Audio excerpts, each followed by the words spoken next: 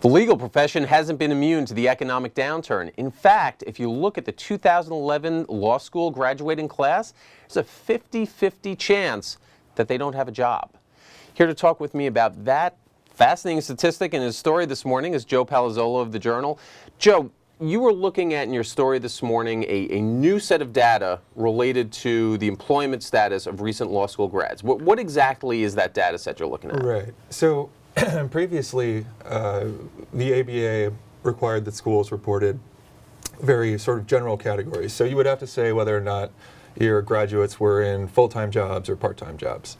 But the big issue was you didn't have to say whether or not they were in jobs that actually required a law degree. So when you reported it, you'd say, Joe, he got his degree, he's flipping burgers at Burger King now, but he's employed. But he's employed, right. And so, obviously you had very high percentages of employment from every school, right?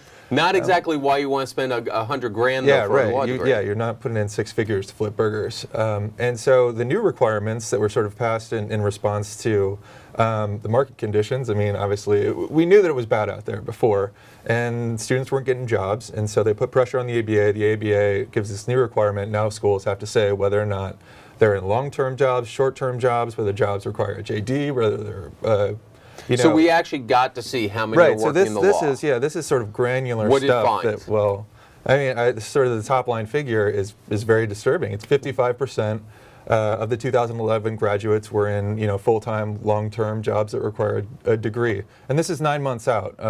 I guess from your story, you're saying the breakdown was much starker when you looked at certain schools versus other ones. Sure, yeah. So you have the top 14 schools, and those kids are doing fine. I mean, once they get out, they're still getting jobs in high numbers, no big deal. So you're talking there the Ivy Leagues, you're talking Harvard, Columbia, Stanford, NYU. Right. Everyone you would sort of expect to be grouped at the top was grouped at the top. But when you get down to the lower tiers, I mean, you had schools at the very bottom who had 17% of their students that were actually in jobs that required a legal degree. Right. Versus what for the top ones? Those were, I think the highest was 95%. Wow. So it's really a tale of two different types of law schools. Yeah, it is. And I mean, I think in the data, 3 of the 5 schools at the bottom 5, they were California schools. And when I talked to the deans, they said that there are a couple of good reasons for this. First of all, it takes a long time. Schools like, as we have up on screen now, like Whittier College, Barry University.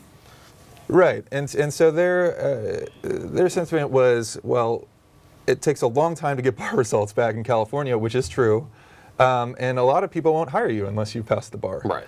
And then the other thing is, unlike the big schools, I shouldn't say big schools, but unlike the top 14 schools, where graduates almost always have a job locked down before they go, if you're going to go into a smaller firm or a mid-sized firm, typically they want to try you out, so they'll put you on contract basis or which is less than a year. Right, so you fall outside that 9 months. All right, last question for you, Joe. Is the sense out there that the market for law grads is getting better or worse?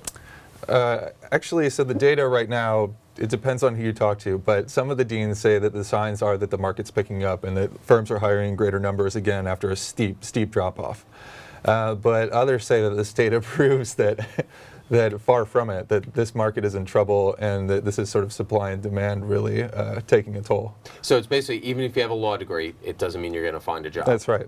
Even after spending $100,000. Right. You can think of it as a long-term investment, I guess.